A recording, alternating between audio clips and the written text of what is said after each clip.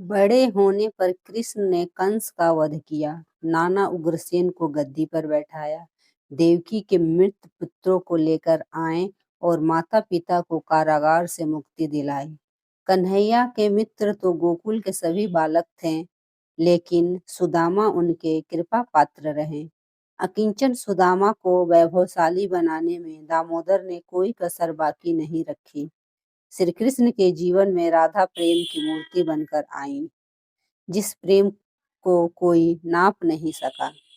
उसकी आधारशिला राधा ने ही रखी थी। कृष्ण किशोर वय के हो गए तो महाभारत युद्ध की छाया पड़ने लगी थी।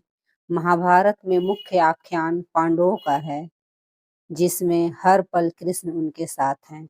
महाभारत को अर्जुन व्यापार कहते हैं, तो कृष्ण ने इसे धर्म युद्ध बताया।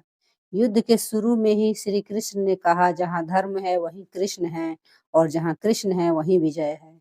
महाभारत के छठे पर्व भीष्म पर्व में भगवत गीता है। भगवान ने इसे गाकर अर्जुन को सुनाया, इसलिए इसका नाम गीता पड़ा। श्री कृष्ण ने कहा कि सज्जनों की रक्षा व दुष्टों के संहार के लिए मैं हर युग में अवतार लेता हूँ।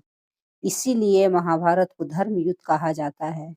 द्रौपदी को युधिष्ठिर जुए में हार गए। भरी सभा में दुर्योधन और दुशासन जब द्रौपदी का चिरहरण करने लगे, तो जनार्दन ने रक्षा की।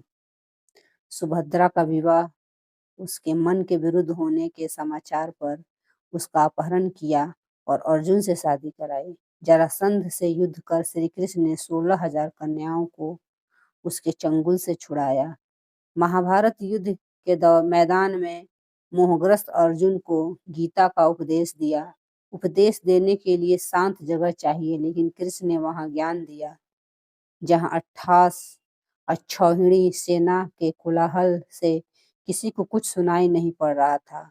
अपने विराट रूप का दर्शन कराकर अर्जुन का मोह भंग किया। आत्मा के अजर अमर होने की बात बताई। जैसे उद्धव में ज्ञान था लेकिन भक्ति नहीं, उसी प्रकार अर्जुन में भक्ति तो थी लेकिन ज्ञान नहीं।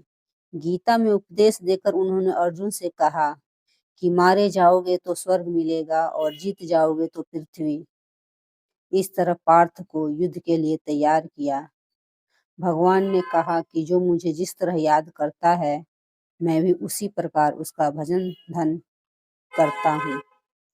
जय श्री कृष्ण। दोस्तों, अगर कहानी अच्छी लगी हो तो एक लाइक जरूर करें। धन्यवाद।